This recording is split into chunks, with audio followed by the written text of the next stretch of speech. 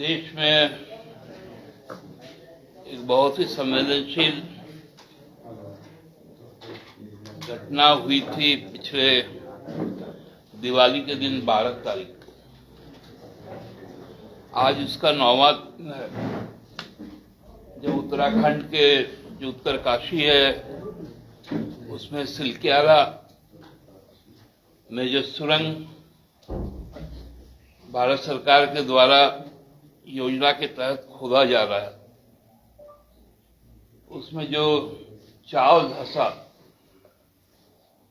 उसमें 41 मजदूर वहीं अवरुद्ध हो गए। हमारे राज्य के भी उसमें 15 मजदूर साथी हैं।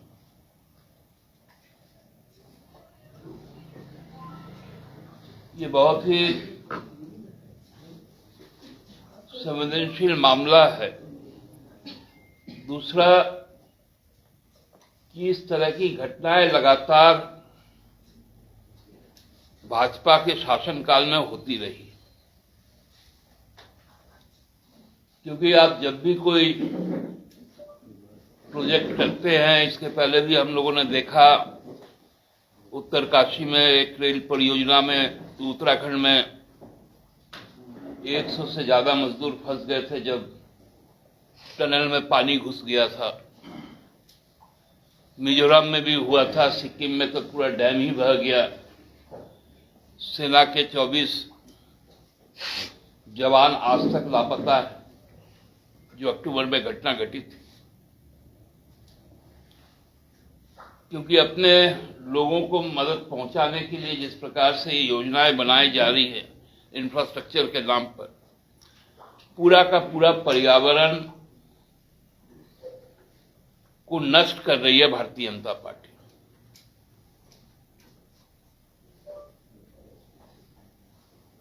और भारतीय जनता पार्टी के जो झारखंड के नेतागण, खासकर बाबूलाल जी का, उनका तो आजकल क्या कह सकते हैं कि उनका शायद मानसिक संतुलन ही बिगड़ गया। उन्होंने इस घटना को कहा कि राज्य सरकार, हेमंत सरकार संवेदनशील नहीं है, संवेदनहीन है, हमारे लोग फंसे हुए हैं। बाबूलाल जी, आपको मालूम नहीं था क्या कि जिस दिन घटना घटी उसके दूसरे ही दिन सुबह राज्य के एक आला आईएएस अधिकारी भुवनेश प्रताप सिंह के नेतृत्व में 3 अधिकारियों का दल वहां पर जाके कैंप कर गया। हमारी अभी जो बातचीत हुई कि आज दूसरा फूड चैनल शुरू हुआ है और 5 रेस्क्यू टीम अलग अलग हिस्से में लगाए गए हैं जो पहला घुस पाए, क्योंकि अमेरिका से भी जो मशीन लाई गई थी वो 2 दिन तक काम ही नहीं कर पाई।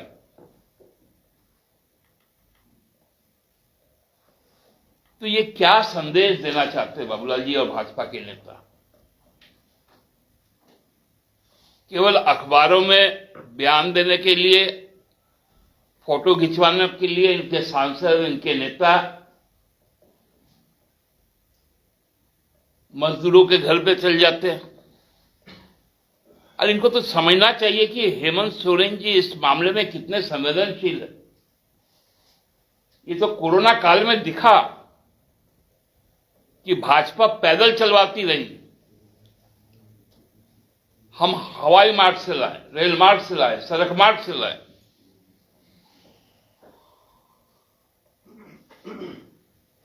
तीन लोग वहां पर बैठ के चीजों को देख रेख करने का काम कर रही है। उनको सख्त हिदायत दी गई है सरकार की तरफ से कि जैसे ही रेस्क्यू हो, विशेष विमान से उनको सीधा जो सबसे बेहतर इलाज जहां पर हो सकता है वहां पर उनको ले जाया जाएगा। उसके लिए टीम तैयार है वहां पर। और बाबूलाल जी को राजनीति करना है।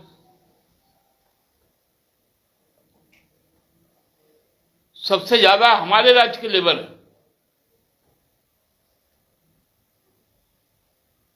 15 संख्या 41 में।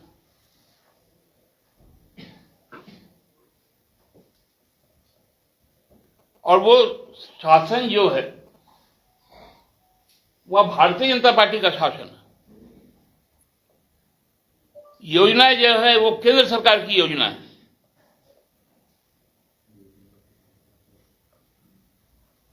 कोई तैयारी नहीं है कि यदि इस तरह की स्थिति आएगी तो इमरजेंसी एग्जिट कहां होगा।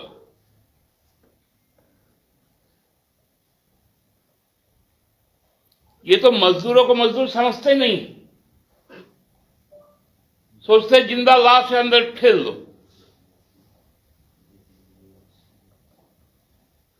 और उस पर ये लोग राजनीति करते हैं। चल गए आप तेलंगाना,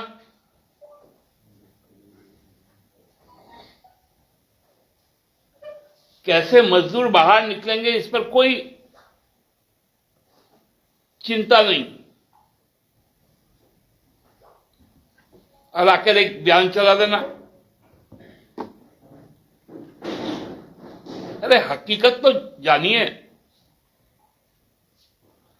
और क्यों पैनिक फैला रहे हैं मजदूरों के घर में जाकर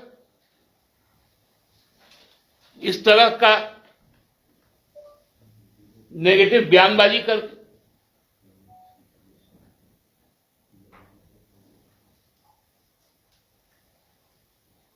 काम धाम यदि आपको नहीं है बाबूलाल जी तो बताइए, आपको कहीं हम लोग एकांतवास में भेज देंगे। लेकिन राज्य के बारे में गलत संदेश कहीं पर भी मत दीजिए।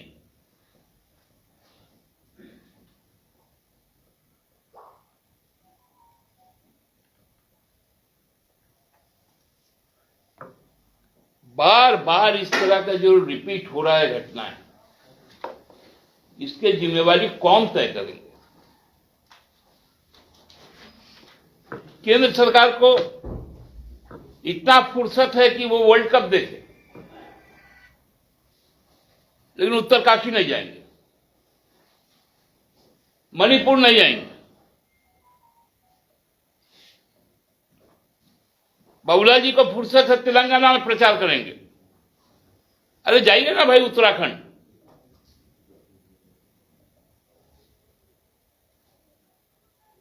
सारी व्यवस्थाएं हम लोग कर देंगे।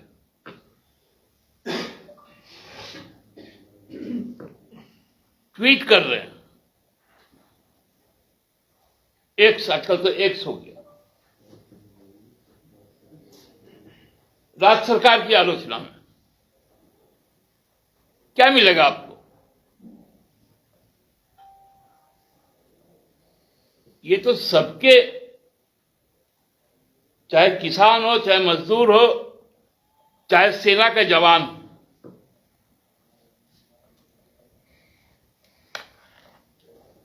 ये सब पे राजनीति करते हैं वोट के लिए। अब ये चलने वाला है नहीं।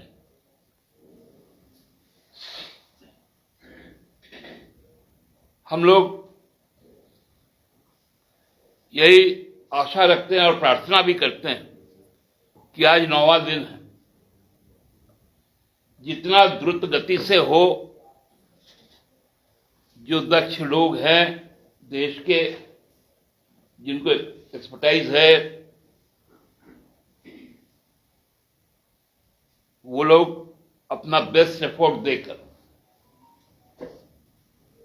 इन सारे 41 लोगों को रेस्क्यू कर ले।